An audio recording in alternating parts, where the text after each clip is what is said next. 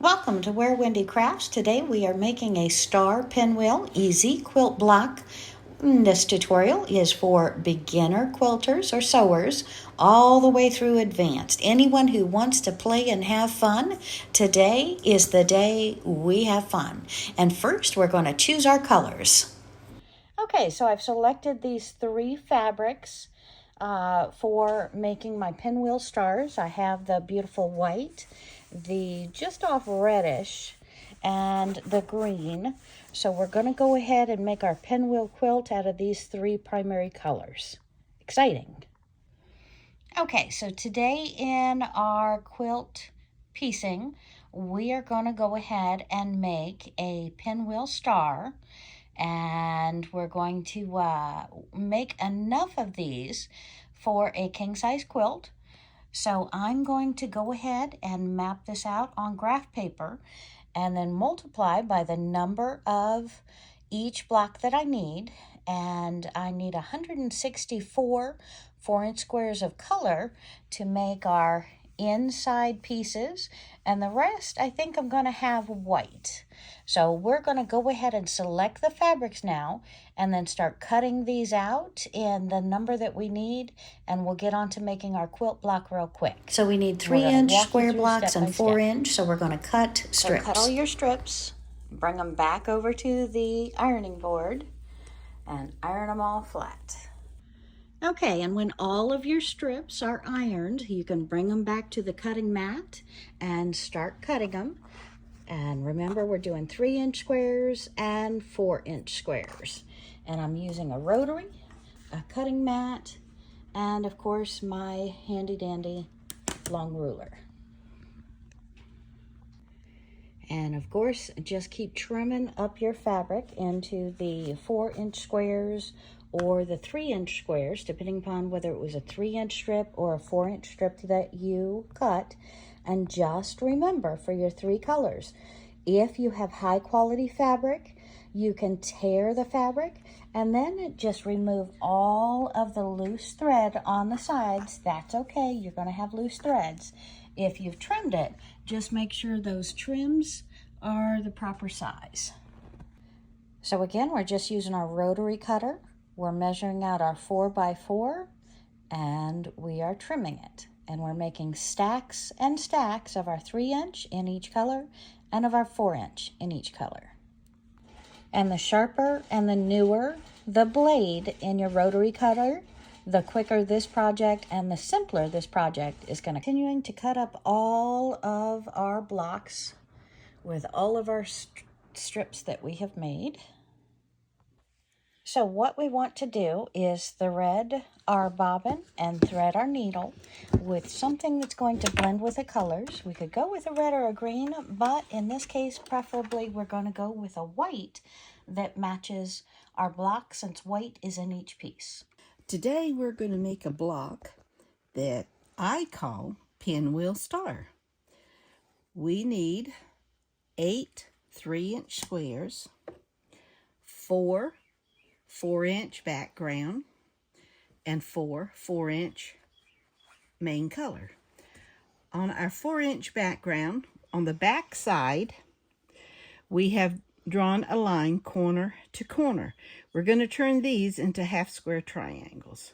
You'll put face to face, in other words, pretty side to pretty side, and draw a 1/4 inch. So a 1/4 inch on either side of the drawn line. And if you're not confident with this, Sylvia, you said I could stick a needle in either side, but again, since it is only a 4-inch, we can do it without a needle if we're holding it straight and we have it laid proper. That is correct. All right. Well, I am very excited about doing this quilt block. And you said with this one quilt block, we can just make a bunch and make an entire quilt out of the same block. That's right. You can do the same block over and over. Just change your main color occasionally to give it more pizzazz.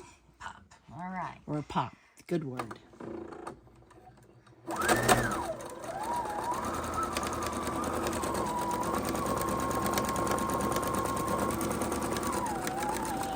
And once we get to the end here, we'll just pick it up, turn it around, and we're going to sew right back down the other side. 4 half square triangles that I have to, or 4 squares of background and color that I have to make into half square triangles. So I'm sewing one right after the other till I get this grouping done. Okay. Then we'll take them, cut them, open them up, press them, and start making our diamond shape. All right, and again, welcome back to Where Wendy Travels, Where Wendy Creates. If you've missed it, we're here with Sylvia. So Sylvia and I are creating quilts. We're doing a quilt block today to show you a finished quilt block. And my goal, personally, is to make enough quilts that I have one on each bed for each season in the house. So that is what you're going to see me creating over the next couple of months. And today we get the expertise and experience of Sylvia helping us out today. And Sylvia, tell me one more time, this is a pinwheel. What did you term it? I call it a pinwheel star because the very center looks like a pinwheel.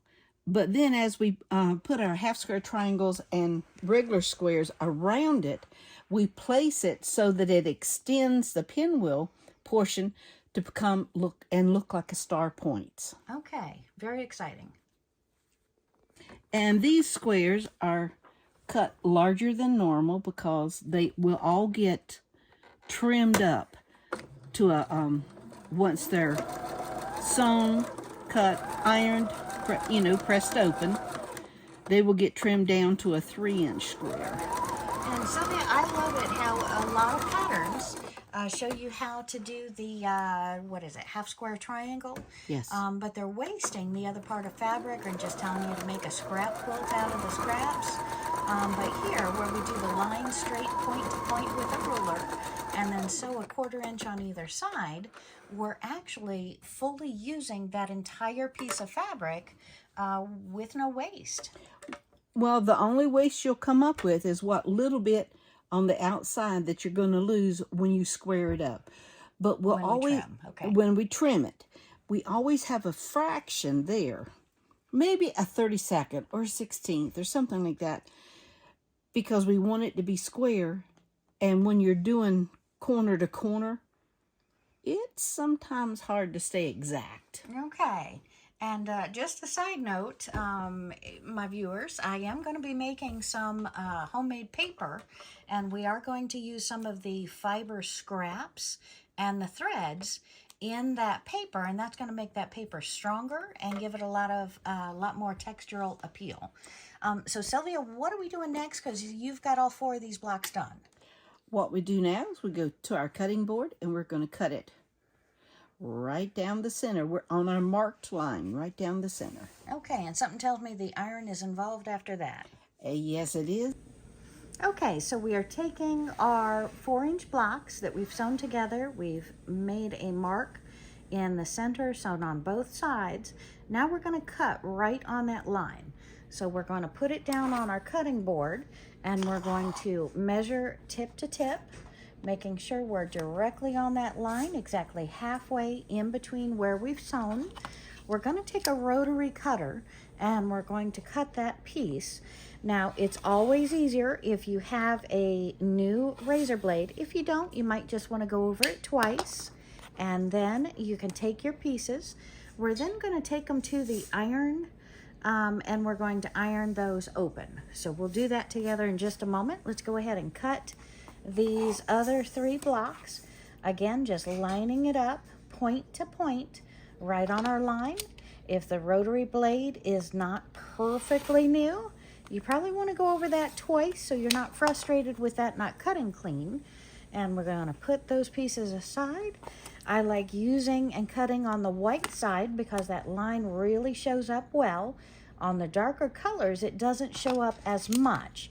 So you might want to consider a chalk pencil instead of a regular pencil if your fabric is darker. So just little tips and tricks to set you up for success there. And again, we're taking point to point right in that center, holding down firmly that ruler so it does not move, rolling across with our cut, and we are all set to go to the ironing board. Beautiful.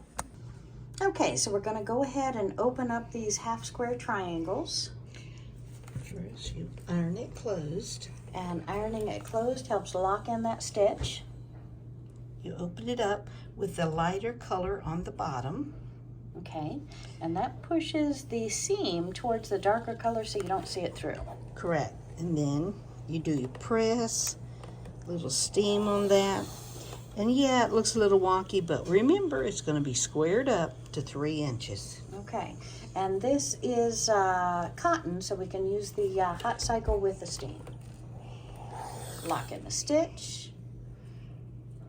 Lighter color on the bottom, open it towards the darker color, so the seam's under the darker color. Press, little steam. Set aside, go to your next one. And grab on the next one. All right, I'm feeling pretty successful on this first block. It seems simple, so we're waiting for the hard part. And don't know that there's gonna be a hard part. What do you think, Sylvia? I don't think it's going to be hard at all. Yep. And of course, if you were doing more than one block, you could do a whole stack of these at one time. We're just simply, for demonstration purposes, doing one block. And our next stack will probably be an entire, several blocks at one time. Big stack. And ironing open. Again, your lighter side always on the bottom. Open the top side up.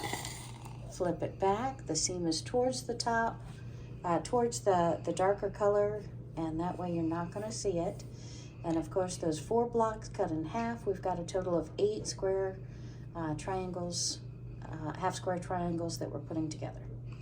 Now with this one, if you put the dark on the bottom, you're going to have the shadow, but with this white having a dual white on white, you don't notice it much more than a shadow. But if this was the solid white, you would notice it more. It's still always best to put the lighter color on the bottom. Okay, good point.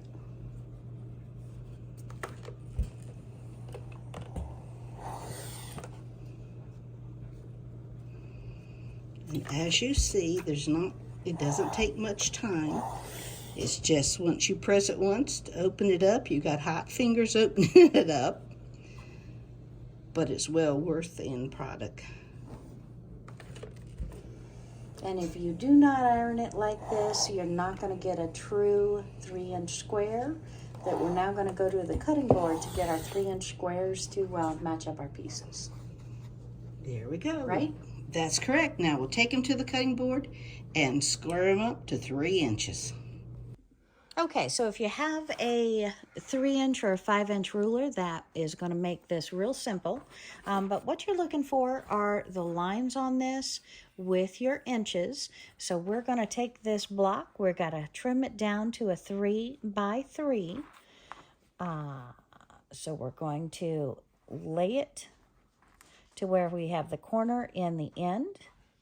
We're going to lay it across, and we're going to see that we now have 3 3/4, and we're going to cut it and trim it down to 3 by 3. Okay, so we're going to move this over to a square ruler so we don't have the length of the long ruler here. And Sylvia? All right, as you can see, this is called a square up ruler. It's got a line from one point to the other point across the middle. You're going to lay this on your sewn seam where your seams come together, and you can see clearly that this square is much larger than your 3-inch. So you hold it on that line, you cut both sides here. Once that's trimmed off, you would turn it around, put it back on the line, and have your trimmed edge at the very edge, the 3-inch line. And this with this line on this, then you'd trim off the other side. Okay, so let's go ahead and trim one side, shall we? Okay. From this angle, I'll hold it a little differently than I first showed you. All right, I'm going to see, I can see that my 3 inches here and here, I got plenty on this side, I got plenty on this side, and this line is right on the seam. Take my rotary cutter, cut that off, cut this off, close it, lay it down, take excess away, turn my ruler around. Now make sure you get a close-up of this, Wendy. And you see that the 3 inch, I'm laying it right here, and I'm laying it right over here. 3 inch here, 3 inch here. Let's put it down a touch more to give it an exact 3 inch. And if you'll see, let me get it in position. This line right here in the middle is right on that seam. Perfect. Now, we're going to take this, open it back up. And hold our fabric and our ruler tight.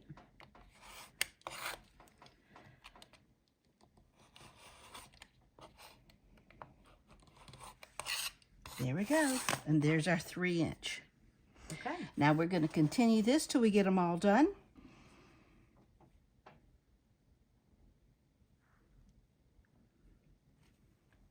What I watch for is that center line, and make sure I've got more than 3 inch around the outside, because we're doing 3 inch squares here.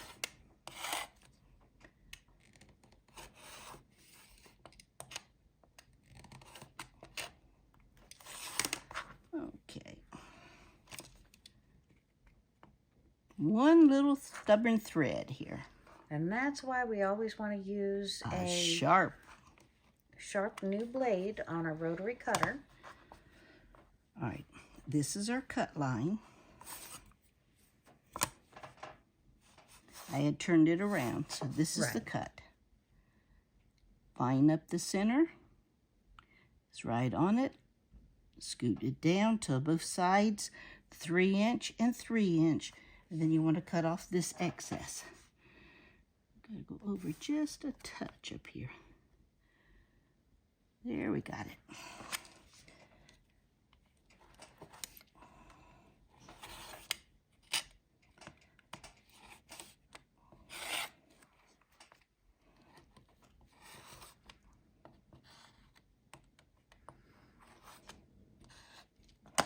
There we go.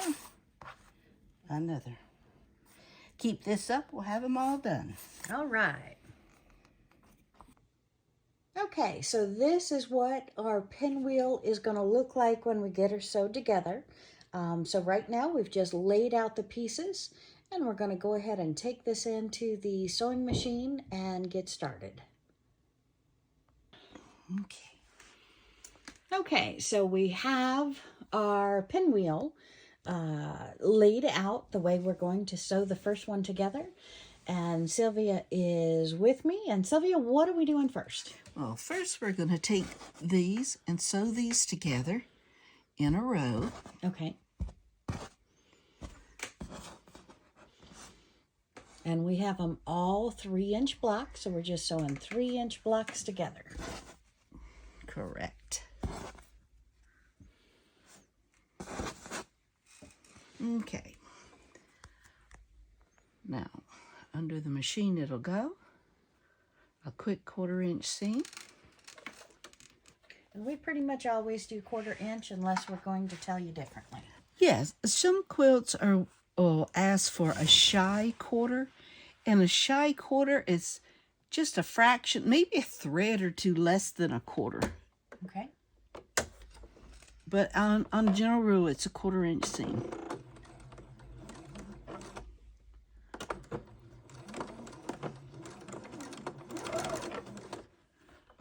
When we get going, we're locking that stitch in. And then we're just going to walk straight down. I will stop right here with my needle down. Okay. Pick up my next one. Adjust it.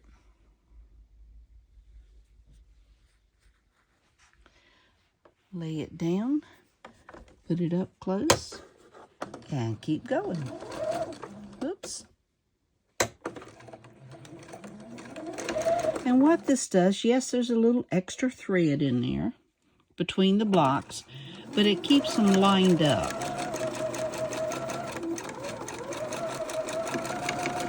And I'll demonstrate that in just a moment.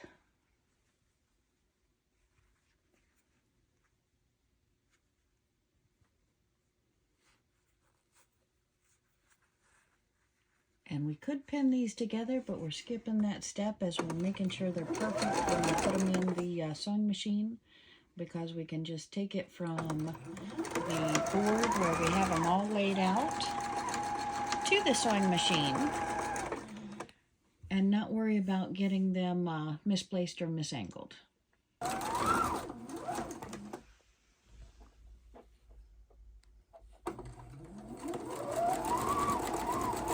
And when you run across with the seam allowance up, you just make sure it's down when you start to run over it.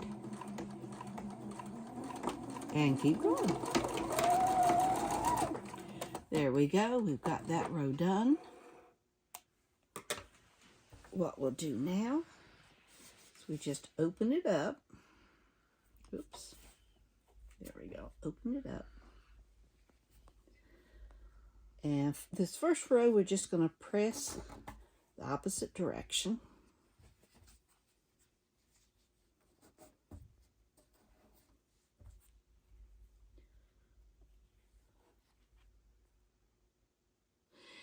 Every other one in the opposite direction.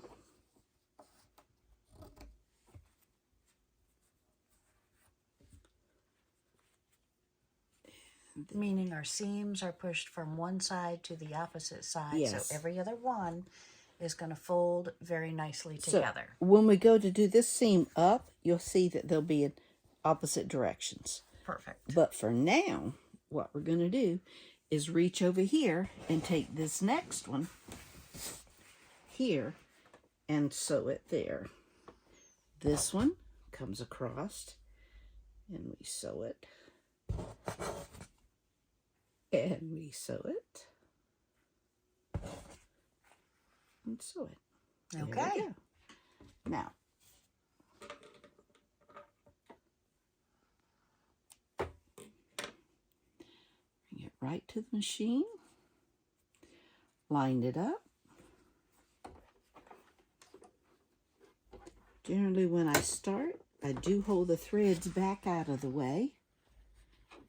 Just got to be a habit, and I find out it's always easier that way because you can prevent a thread nest.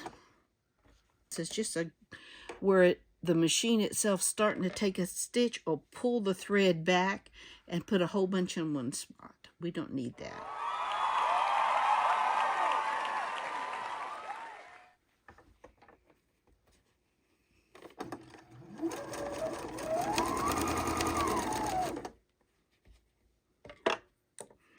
And this is another one where we're going to come to where it's turned up. So we'll just make sure it's we hold it down. Now we're going to start going down. Okay, now we're holding that loose piece up so that our seams are going to be the right way when we connect the pieces together. Correct. Now we're ready for the next one.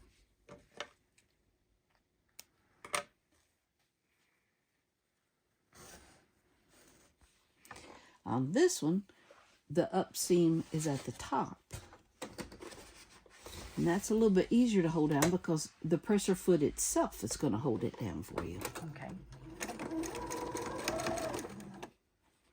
Trying to get my fingers out of the way here.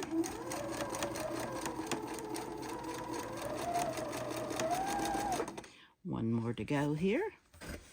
And this is the white one. And on this one, it's up in the back, but like I said, as you press it down, you lift the foot, and when you layer it back down, it holds it down. There we go.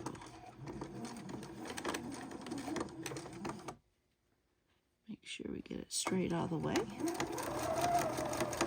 There we go. All right. Okay, so we are opening up the 3 blocks in a row and getting ready to add our 4th line to the block. And these are actually, what, 4 times 4 is 16 different blocks that we're putting here all at once. That is correct. Now remember how the first one, we pressed it in one direction, the other one, we're gonna still press it in the same direction. Okay. And this one will press the same direction as we did before.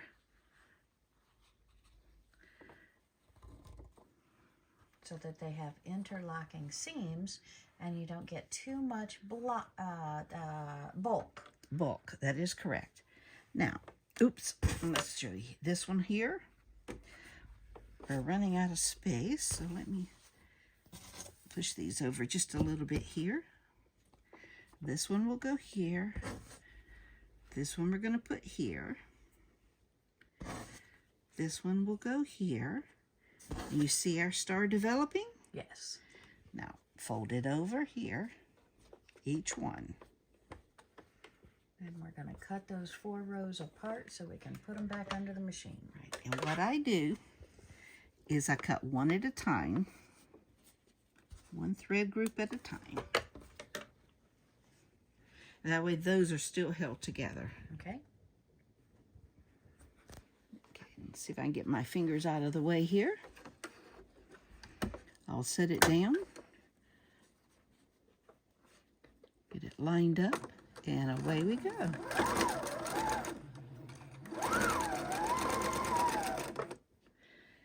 Let's get our next one ready.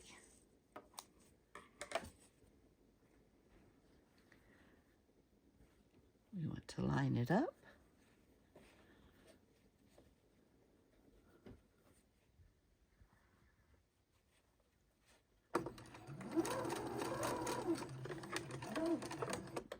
Well, let's get it under there a little more. There we go.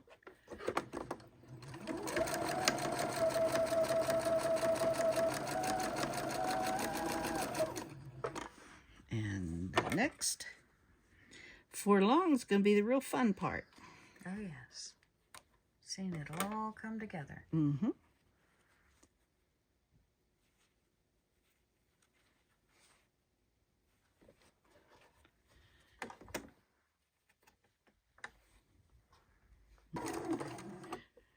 Take a few steps, make sure you got it lined up all the way, because the bottom is going to be turned up again. So you just hold it down away from where you're stitching, but you can feel this seam back here, and you just hold it down. If the machine wants to turn it, you're going to feel it try to lift it up and twist it. Okay. As a general rule, it will stay laying down on the bottom. It's the top one that sometimes gives you the problem. Now let's get this last one done here.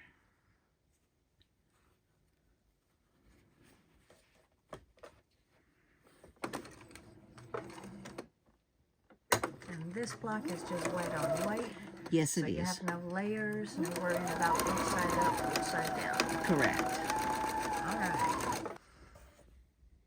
Okay, so now we're just opening up the seams and pushing them back. We'll take them to the ironing board shortly. Now, are we going to iron them, or are we going to go ahead and put them all together? Well, since we've done a finger press, let's see what we can do by putting them all together. Okay, very exciting. I'm going to unclip that. Those 2 are still clipped. We're just going to move them over here and lay them up the proper way. Okay. Put our edges together. Check our seams. That's got a couple extra threads. Get them out of the way. As you can see, one seam's going in one direction and one the other. You can feel where it meets up. Okay. Take it to the machine. Perfectly.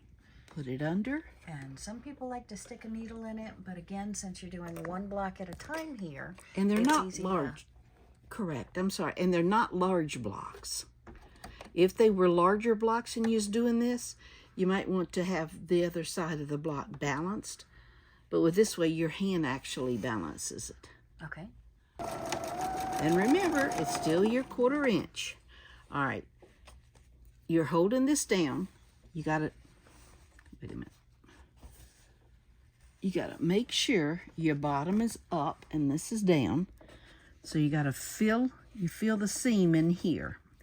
Okay. It's hard to exactly demo the feeling part. Okay. But you can see that one is going one direction, one the other. Okay.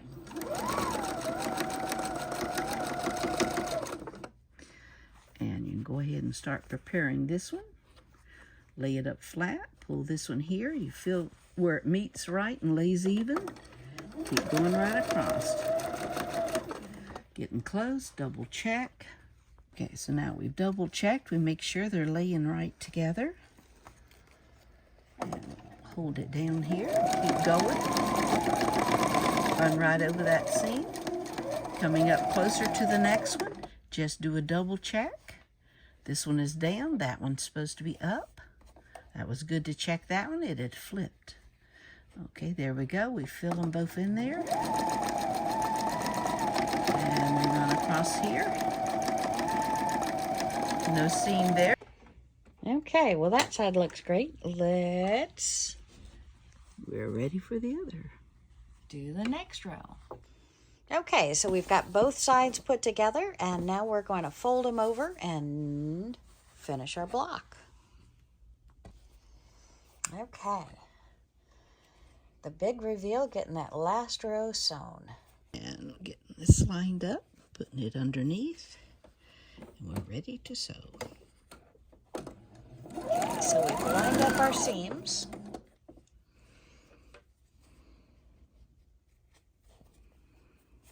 And each one is laying the opposite direction.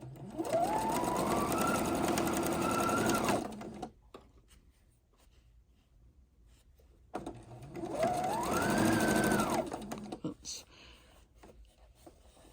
That's what I mean by you can feel if the bottom seam gets turned. Okay. I felt it turn, so then I turned it back the other direction. All right.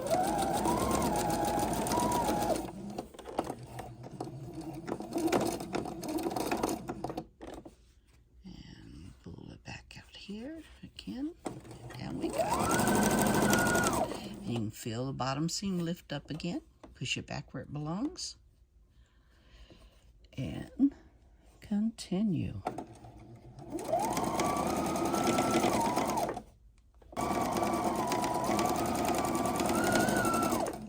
Here we go. Let's reveal. And voila. All right. What's left to do is to iron it. Or let's put it properly, to press it. Let's go press. Okay, as you can see, I've got it backwards. And you can see these blocks are every other direction. So let me just put a little press on these, the two end ones. And now with this part here, you can press it either direction you want to go, whether it's up or down. Doesn't matter, it would be the same. And you just do a little bit of push down to get it to hold its place. Then we're going to turn it over. And we're using the hot setting with the steam. Yes. Okay, there we go. Now we're going to turn it over. Feel it, make sure it's all going in the proper direction. It does feel like it is. Beautiful pinwheel block. And this is the first of many, many, many blocks, depending upon whether you're looking at a single throw, a twin, a full, an extra full, a queen, a king, and whether it has drape over the sides or not. And let me show you this way. Just look at it this way. You have your pinwheel. Beautiful. That's a regular pinwheel. To get your pinwheel star, you just make 4 more of these, place them above the color part to bring it out. Beautiful. And it makes your pinwheel star. Beautiful, Sylvia. Absolutely beautiful. There you go. All done. Well, thanks for watching Where Wendy Travels, Where Wendy Creates. Today we have made a beautiful pinwheel star, and we will be continuing to make a king-size quilt. So please subscribe. Click that button down below. Hit thumbs up. Subscribe. We'll see you here real soon.